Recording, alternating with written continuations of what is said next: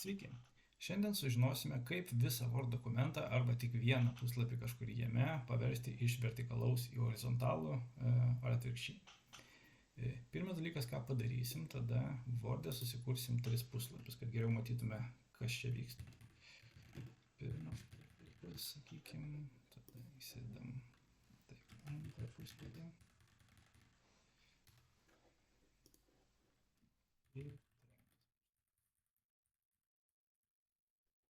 Gerai, dabar šiuo metu turim vertikalius visus puslapius, norint pakeisti visus į horizontalius, spaudžiam Layout, spaudžiam Orientation ir iš Portrait pakeičiam į Landscape.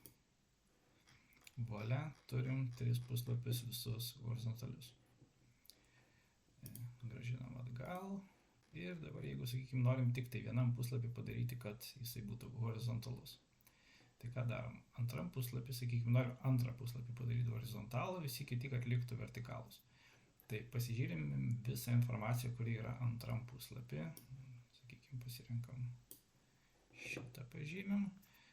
Skiltyje Layout, ten kur Page Setup, spaudžiam ant šitos rodiklės. Ir pasirenkam vietoj Portrait, Orientation, kad Landscape būtų, kad būtų horizontalus. Ir dabar, kur Apply to, pasirenkam ne visam dokumentui, o tik tai pažymėtam tekstui. Ir spaudžiam OK. Na va, turim pirmą dabar vertikalų, antrą horizontalų. O čia turbūt palikom kažkokį simbolį, tai pridėjo dar vieną puslapį. Ištrinamės jį, nereikia. Gerai, tai dabar taip turim.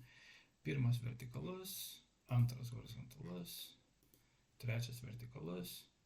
Jeigu dabar sukursim dar vieną, tai jisai bus irgi vertikalus. Tai va, turim vieną puslapį išskirtą, kuris yra horizontalus. Tai tiek.